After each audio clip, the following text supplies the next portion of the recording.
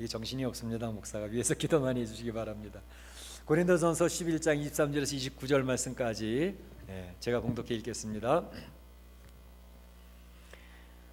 고린도전서 11장 23절부터 29절 말씀까지 봉독합니다.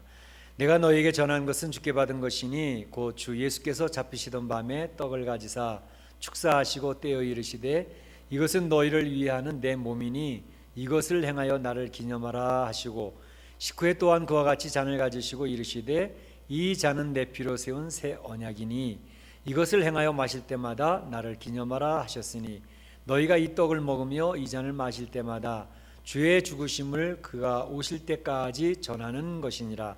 그러므로 누구든지 주의 떡이나 잔을 합당하게 하지 않게 먹고 마시는 자는 주의 몸과 피에 대하여 죄를 짓는 것이니라. 사람이 자기를 살피고 그 후에야 이 떡을 먹고 이 잔을 마실지니 주의 몸을 분별하지 못하고 먹고 마시는 자는 자기의 죄를 먹고 마시는 것이니라. 아멘. 이 시간에 시온 찬양대 찬양 읽겠습니다.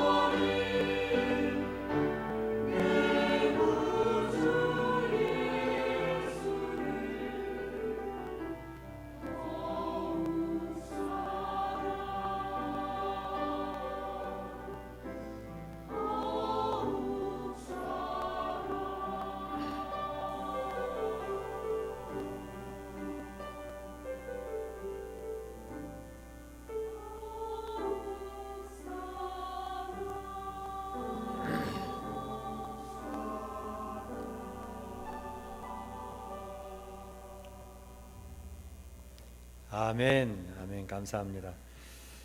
우리 조국 대한민국에도 이렇게 절기가 있죠. 이를테면 제헌절, 또 광복절, 그리고 개천절, 이런 절기들이 있습니다. 우리 교회 안에도 절기가 있습니다. 오늘은 제가 맥주 감사절로 지킵니다. 너희가 수고한 것, 밭에 뿌린 것에 첫 열매를 거두니 이제 맥주 감사절을 지키라, 이렇게 말씀하셨지요. 우리는 교회에서는 7월 첫째 주일을 맥주 감사 주일로 지킵니다. 그래서 이 날을 지키면서 기념하고 하나님 베푸신 은혜들을 기억하는 그러한 시간으로 갖게 되는데요. 오늘 성경 본문에도 보게 되면 우리 예수님께서 친히 제정하신 성찬, 이 성찬식을 행하면서 예수님이 나를 기념하라, 이렇게 말씀을 하셨습니다. 우리 교회에는 예수님께서 제정하신 성례가 두 가지가 있습니다. 천주교에서는 성례가 7가지가 있어서 칠성례라고 그러는데, 우리 교회는 성례가 두 가지밖에 없습니다. 예수님께서 친히 세우신 성례만 저희가 성례로 인정하기 때문에 그렇습니다. 그 첫 번째 성례는 바로 세례식이고, 그 두 번째 성례는 오늘 본문에 나와 있는 성찬식입니다. 그래서 우리 교회도 예수님의 말씀 따라서 이 성찬식을 1년에 4번 이렇게 거행하게 됩니다. 첫째는 이제 신년 예배 때 저희가 성찬식을 하고요. 그 다음에 부활주일 때, 그리고 이렇게 맥주절 때, 그리고 추수감사절, 이렇게 4번을 저희 교회에서 성례식 행하도록 당회에서 결정을 했습니다. 그래서 오늘도 맥주감사절 맞이해서 저희가 이렇게 성례식을 거행하게 되는데요. 이 성찬을 나누면서 성찬이 어떻게 해서 제정이 되어졌는지, 그리고 언제 제정이 되어졌는지, 그리고 이 성찬을 나누는 그 의미는 무엇인가 하는 것을 생각해 보면서, 그리고 이 성찬을 받을 때에 이 받는 사람들인 어떤 태도로 성찬을 받아야 될 것인가 하는 것에 대해서 몇 가지 살펴보면서 하나님의 은혜를 나누고자 합니다. 먼저 이 성찬이 언제 제정이 되어진 것인가? 우리 예수님께서 친히 세우신 성찬식인데 언제 세워졌나요? 오늘 본문에 보게 되면 주 예수께서 잡히시던 밤에, 그렇게 얘기하십니다. 주 예수께서 잡히시던 밤에. 이제 고난주간에 대한 그림이 여러분들 머릿속에 있죠? 그런데 예수님께서 잡히신 게 언젠가, 십자가 못 박히신 건 언젠가, 이 딱 생각이 나시죠? 그러니까 목요일날 저녁에 예수님께서는 제자들을 다 불러 모으시고, 내가 너희와 함께 마지막 만찬을 나누어야 되겠다. 그래서 그 마지막 밤에 예수님은 제자들을 다 불러 모으시고 떡과 포도주를 나누시며 식사를 하시게 되었습니다. 그게 목요일날 저녁이고요. 그래서 이 식사를 하시고 난 이후에 예수님이 겟세마네 언덕에 가서 기도하시죠.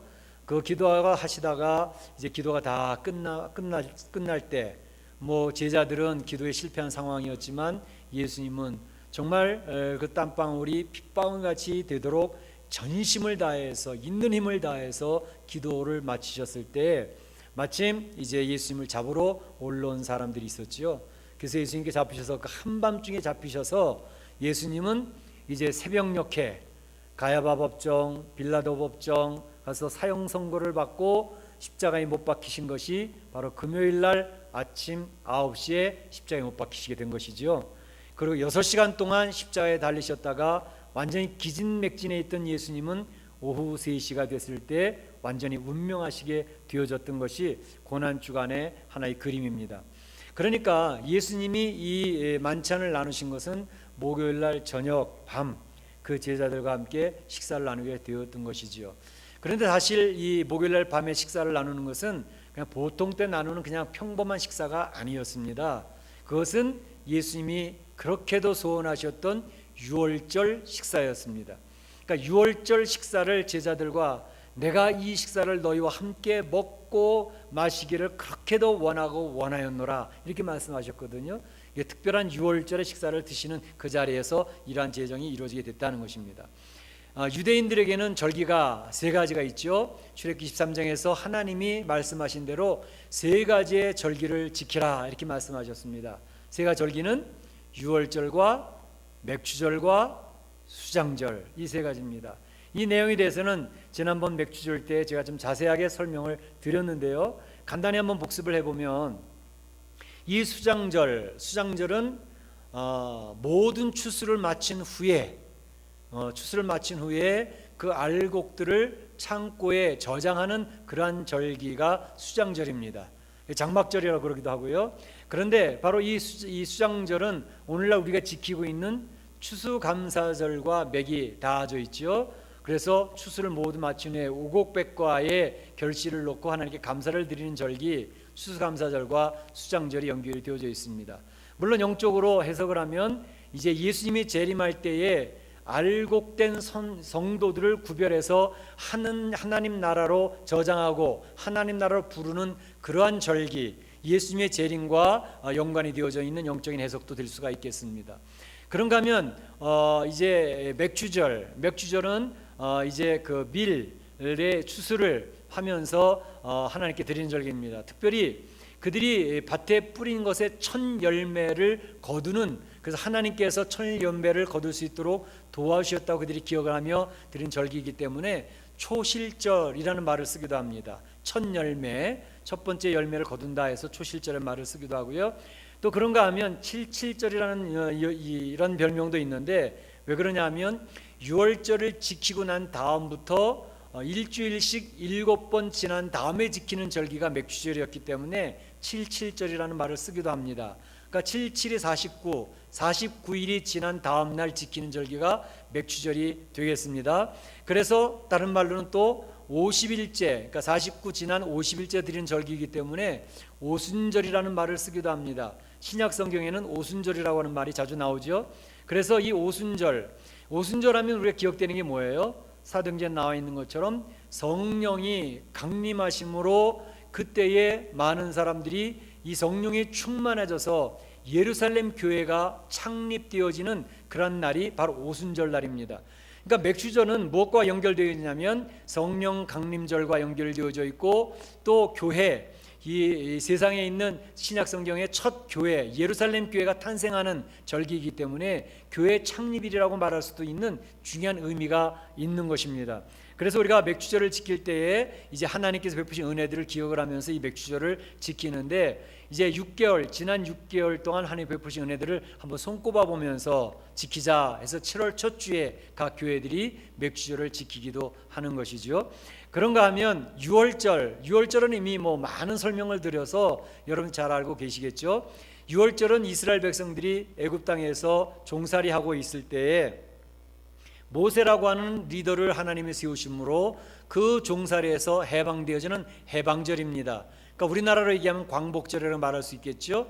바로 이 해방은 이제 하나님께서 10가지 재앙을 내리심으로 이 애굽 사람들이 꼼짝 못하고 두 손을 들고 항복하는 것이죠. 그 중에서도 마지막 바로 이 6월절을 통해서 그들이 항복을 하게 됐는데, 그것은 바로 정월 10일에 어린 양을 준비해 두었다가 14일째 되는 날 그 어린 양을 잡아서 피를 모아두고, 또 어린 양 고기는 그들이 먹고, 그래서 그 피는 문설주와 인방의 피를 바르고, 또 무교병, 누룩이 들어가지 않은 떡과 그리고 이제 그 고기를 먹고 쓴나물을 먹으면서 그 6월절을 지켰습니다.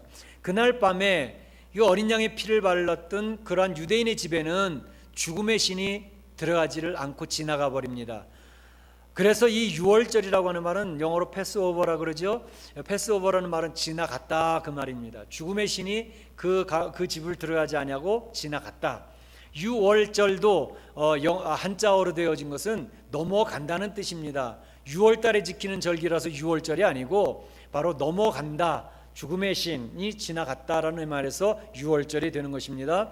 그런데 바로 이 6월절에 이제 이 유대인의 집은 하나님의 명령대로 피를 바름으로 그리고 어린 양의 고기를 먹음으로 죽음의 신이 그 방을 침입하지 못하고 지나가 버렸는데, 애굽의 가정에는 6월절 피를 바르지 않았기 때문에, 어린 양의 은혜를 그들이 의지하지 않았기 때문에 죽음의 신이 애굽의 집은 집집마다 다 들어가는 거죠. 들어가서 왕궁의 첫 번째 되는 왕자, 왕위를 물려받아야 될 왕자도 죽고, 또 모든 애굽인의 집에 초태생, 짐승의 첫 번째까지라도 다 죽임을 당하는 그러한 역사가 6월절에 있었던 것이죠. 그래서 완악하게 행복하지 않고 계속 핑계를 대면서 순종하지 않았던 바로 왕이 완전히 두 손을 들고 항복하는 것이 나타나게 되어졌던 것입니다. 그래서 이제 하나님께서 이 6월절을 통해서 그 백성들을 구해내시게 됐는데, 바로 예수님께서 이 6월절을 지키면서 6월절 음식 먹기를 그 제자들과 함께 먹고 싶었다라고, 간절히 원했다라고 표현을 하고 계시는데, 왜 그랬을까요? 바로 이 6월절이라는 것이 예수님의 죽음과 바로 연결되어져 있는 것이기 때문에 그렇습니다. 그러니까 모세 때에 상징적으로 주어졌던 어린 양과 그 문에 발랐던 피, 문설주와 인명에 발랐던 그 피는 하나의 그림자였고 하나의 모형이었고 하나의 상징이었습니다. 무엇에 대한 상징이냐 하면 바로 메시아가 오셔서 피를 흘리시고 그 몸이 찢겨질 것을 보여주는 바로 미리 예표였던 하나의 예표였습니다.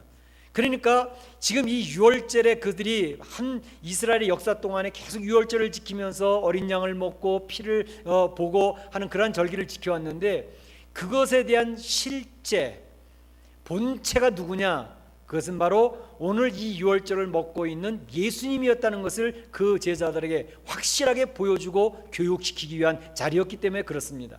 그래서 예수님이 바로 그 떡을 떼어 주시면서 이 떡을 받아 먹으라, 이 떡이 바로 너희를 위한 내 몸이다, 내 몸을 찢어서 너에게 주는 거야 라고 주시는 것이죠. 또 포도주 잔을 주시면서 이 포도주 잔, 이것은 너희를 위하여 흘리는 바 나의 피, 곧 언약의 피니라 하시면서 주시는 것입니다. 그러니까 이 6월절은 바로 예수 그리스도를 보여주기 위한 하나님의 그동안의 이스라엘 교육이었던 것입니다.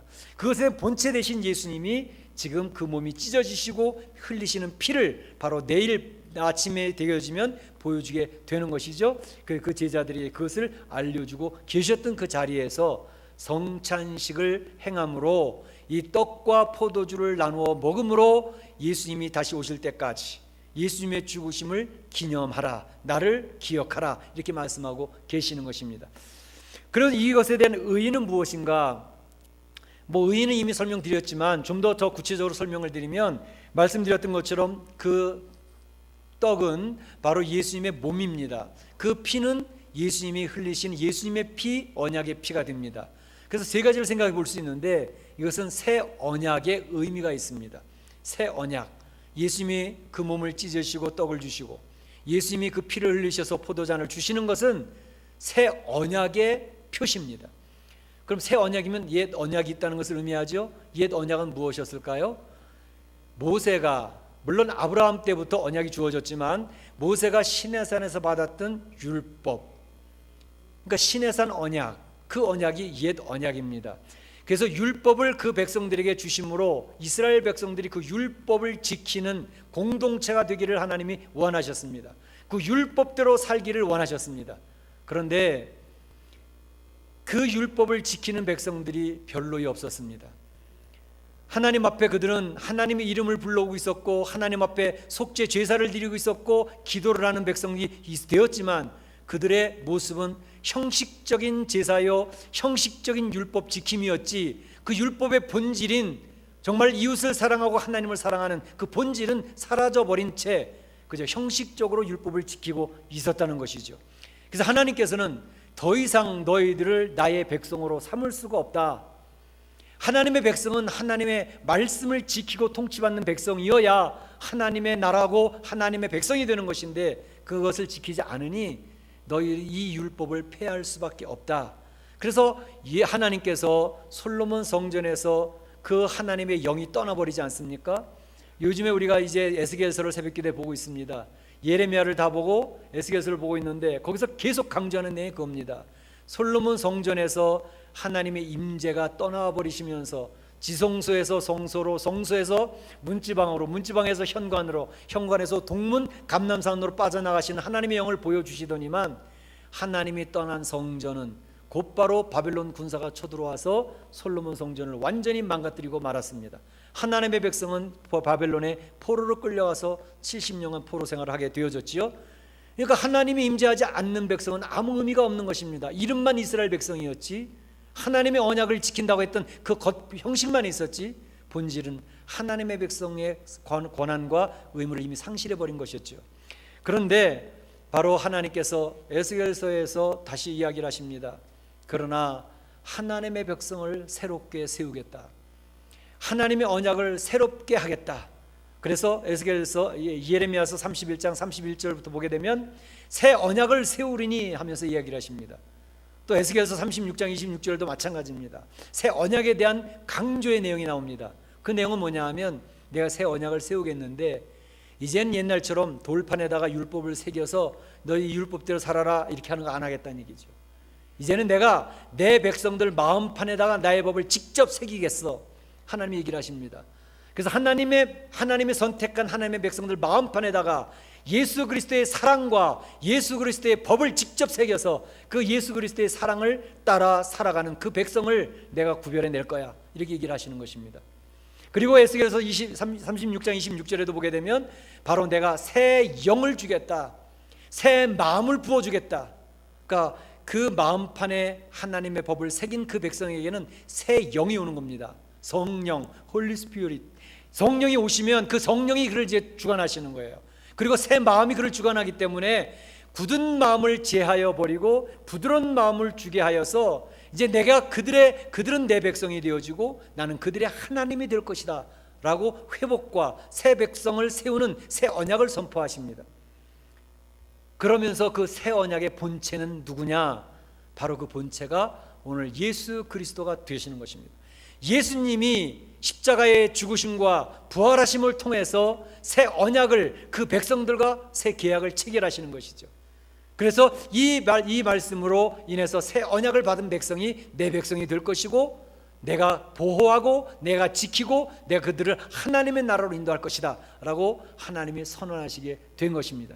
그래서 오늘날 하나님의 백성은 바로 유대인 옛 언약을 가졌던 유대인이 하나님의 백성이 아니라 예수 그리스도를 마음에 영접한 세례받은 하나님의 백성, 하나님의 통치를 받기를 소원하고 주의 말씀 따라 살기를 원하는 백성, 그 백성이 하나님의 백성이라는 것이죠. 이젠 굳은 마음이 지하여지는 그런 역사. 옛날에는 내 고집대로 살려고 했습니다. 내가 계획해 놓은 대로 내가 살려고 했습니다. 내 이기심대로 내 욕망 따라 살아가는 그런 백성으로 살았던 굳은 마음을 가졌던 백성이었습니다. 그러나 그 굳은 마음을 제하여 버리시는 것을 하나님이 하신다는 것입니다. 그리고 이제 부드러운 마음을 가진 그의 백성을 새롭게 세우겠다 그럽니다. 이제는 내가 제 삶에 내가 주인이 아니라 하나님을 주인 삼고 하나님의 통치를 받는 백성으로 하나님 앞에 무릎을 꿇고 하나님이 하라면 하고 하지 말라면 안 하겠다고 하는 그런 다짐 속에서 하나님 말씀을 순종하려고 발버둥 치는 그 백성을 내 백성 하나님의 공동체로, 교회 공동체로 세우겠다는 것입니다. 그게 바로 예수 그리스도의 죽으심과 피 흘림을 통해서 그 백성을 새롭게 세우시는 작업이 되는 것이죠. 그럼 그 다음에 중요한 것은 이 성찬은 새 언약이 주어졌다는 하나의 상징이고 또 하나는 하나님과의 그 예수 그리스도의 연합을 이야기합니다. 이 떡을 먹음으로 예수님의 몸이 내 안에 들어옵니다. 이 포도주를 받아들므로 예수님의 흘리신 피가 내 안에 혈액형이 됩니다. 그래서 이제는 내가 A형, B형, AB형, O형이 아니라 나의 혈액형은 예수형으로 바뀌게 되는 것입니다. 그러니까 예수님과 연합이 되어졌다는 것을 이야기합니다. 로마서 6장 5절에 보게 되면 하나님께서 얘기하십니다. 만일 그의 죽으심을 본받아 연합한 자가 되었으면 또한 그의 부활하심을 따라 본받아 연합한 자가 되리라 이렇게 얘기를 하십니다. 그러니까 예수 그리스도로 말미암아 십자가에 동참하는 예수님의 죄 사함을 확신하고 예수님을 믿고 세례받은 백성들은 예수님과 더불어 예수님이 부활하신 것처럼 예수님의 재림 때 부활하여 부활체에 몸을 입고 하나님 나라에서 하나님을 찬양하는 천국에서 하나님 영원토록 사는 백성이 될 것이라는 것을 선언하는 것입니다. 연합의 의미가 중요합니다. 여러분이 이 떡을 받으실 때, 이 잔을 받으실 때 예수님과 내가 연합이 되어지는구나 하는 것을 확신하시기를 바랍니다. 세 번째로는 승리를 의미합니다. 우리 스스로는 승리하는 존재가 못 됩니다. 신앙생활 해보니 어떻습니까? 세례를 받고 나니까 승리할 수 있는 힘이 생기던가요? 교회 와서 기도를 하니까 항상 승리가 되던가요? 예수님을 믿었음에도 불구하고 우리의 모습에는 여전히 죄의 성품으로 말미암아 쓰러지고 넘어지고, 그리고 형편없는 우리의 모습들이 계속 드러나는 모습을 보면서 내가 성도인지 불신자인지 나도 모르겠다, 나도 혼동스러워, 그럴 때가 얼마나 자주 있습니까? 그러나 바로 우리가 승리할 수 있는 비결은 나에게서 나오는 것이 아니라 주님으로부터 나오는 것이기 때문에, 주의 몸을 먹고 주의 피를 마셔서 주님과 연합되어졌을 때에 우리는 계속 쓰러지고 넘어지는 모습이 있지만, 바로 승리하신 예수님이 우리가 연합되어졌기 때문에, 승리하신 그 예수님 때문에 우리가 승리하게 된다는 사실입니다. 예수님의 승리가 곧 나의 승리가 되어졌다는 사실을 확신하는 것이 바로 성찬에 임하는 그런 중요한 의의가 있는 것입니다. 나는 쓰러지고 넘어집니다. 종이장처럼 얼마나 힘없이 찢어지는 존재인지 모릅니다. 교회에 나와서 예배를 드려도, 철야에 나와서 엎드려 기도를 해도 쓰러짐이 있습니다. 죄의 성품 앞에 무기력하게 무너지는 우리 성도의 모습이 있습니다. 그러나 주님이 말씀하십니다. 내가 세상을 이기었으니 강하고 담대하라.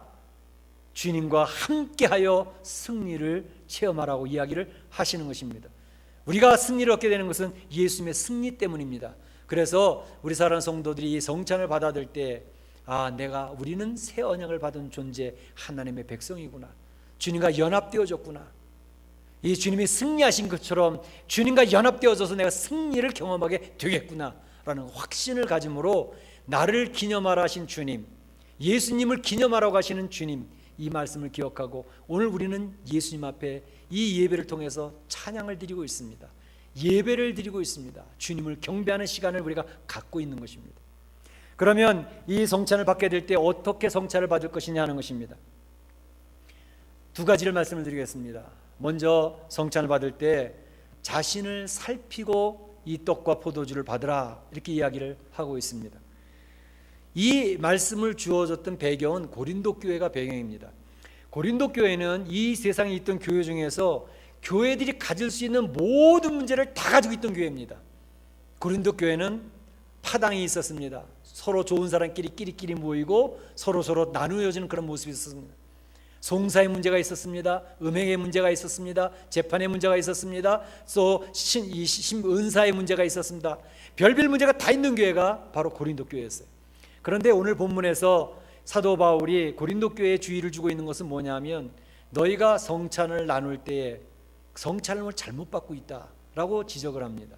왜냐하면 당시 고린도 교회는 점심 식사를 하는데 각 가정별로 식사를 준비해 가지고 왔습니다. 그래서 식사를 같이 나눕니다. 그리고 식사를 나누다가 이제 식사 중간이나 아니면 식사 끝날 때쯤 되면 그 애찬이 끝나고 나면 성찬을 하게 되는데, 문제는 교회 안에 부유하게 사는 사람들은 성찬을 이 식사 준비를 잘 해가지고 왔습니다. 불고기, 갈비, 맛있는 거 많이 준비해 가지고 와서 같이 나눠 먹어. 그런가 하면 빈궁한 사람들, 가난한 사람들은 별로 가져올 게 없었습니다. 가져와도 좀 부끄럽고 그래서 그 자기 가져온 것을 이렇게 펼쳐놓고 같이 먹을 수가 없는 그런 상황입니다. 그런데 문제는 그 성도들이 좀 부유하고 많이 가져온 사람들이 같이 이렇게 가난한 사람 같이 나눠 먹으면서 이리 오라고 같이 나눠 먹으면 좋은데, 부유한 사람, 많이 가져온 사람끼리 모여서 먹습니다. 얼마나 많이 먹었는지 배가 터지도록 먹습니다. 포도주를 먹는데 너무 많이 마셔서 취할 정도로, 술주정할 정도로 먹습니다. 그런가 하면 가져오지 못한 가난한 사람들은 식사도 제대로 못하고 바깥에서 뱅글뱅글 돕니다. 눈치만 보고 있습니다. 그러니까 사도 바울이 하는 말이, 이렇게 파당이 나누어져서 왜 빈궁한 사람들을 부끄럽게 하느냐고, 너희들은 이것이 바로 교회를 업신여기는 것이라고. 그러면서 성찬을 나누기 전에 너희들 자신을 살펴보며 성찬을 나눠야 된다, 이렇게 얘기를 하시는 거죠. 그래서 교회 안에, 그 고린도 교회 안에 파당이 나눠진 것에 대해서 사도 바울이 힐난하게 책망을 하고 있는 것이죠.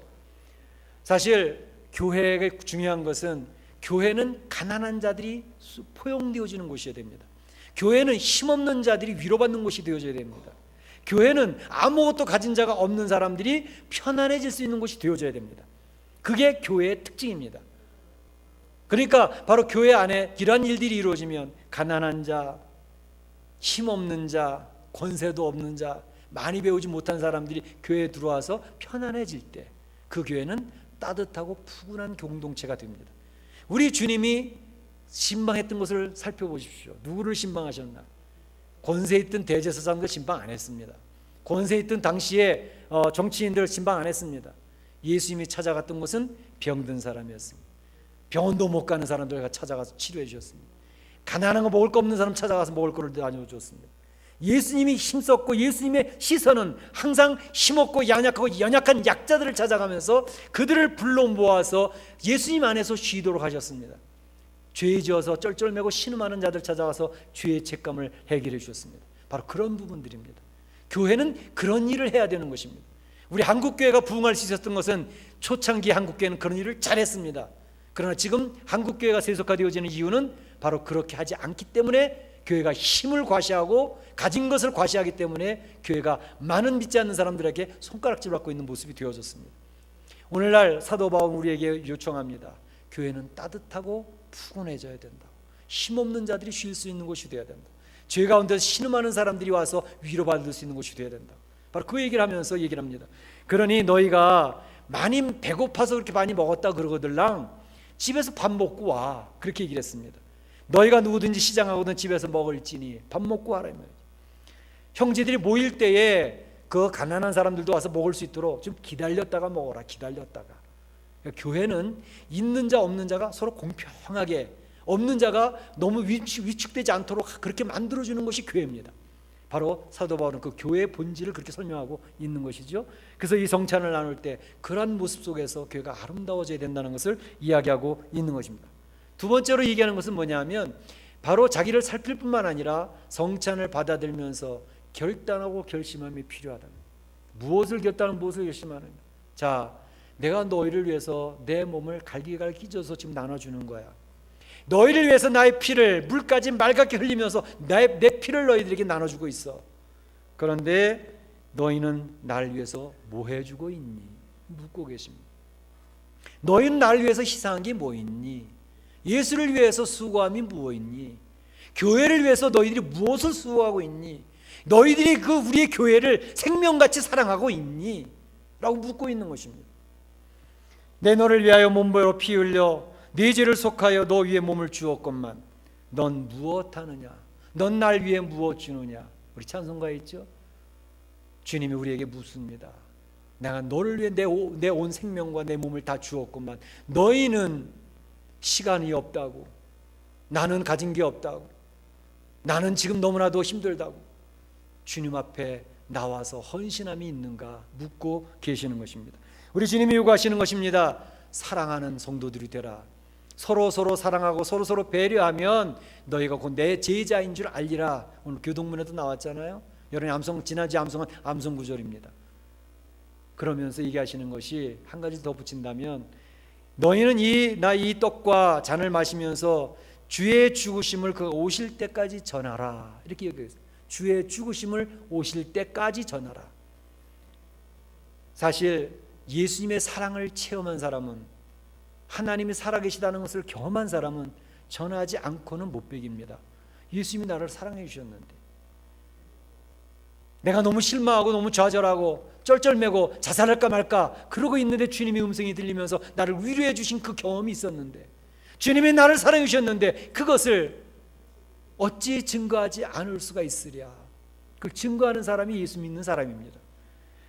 어려운 멕시코인의 삶을 살면서 내가 이제 이 사업체를 포기하고 파산하려고 했는데 주님이 오셔서 자본이 돌아가도록 해주었고 사람을 만나서 그 문제를 풀어줬고 했던 그런 경험들을 내가 했는데, 살아계신 하나님을 내가 이민의 삶, 이 광야 속에서 경험을 했는데 어찌 그 살아계신 하나님을 내가 고백하지 아니하고 자랑하지 않을 수가 있으랴.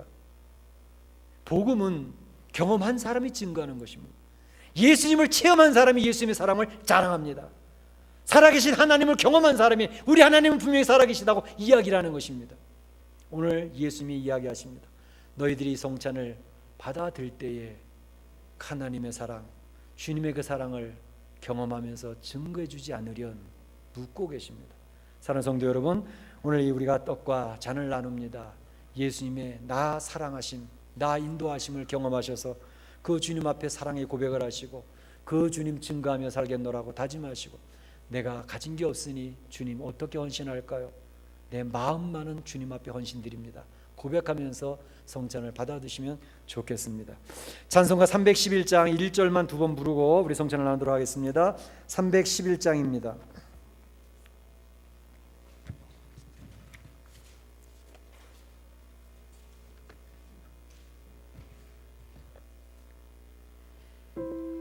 (311장) 1절만 두 번 부르겠습니다.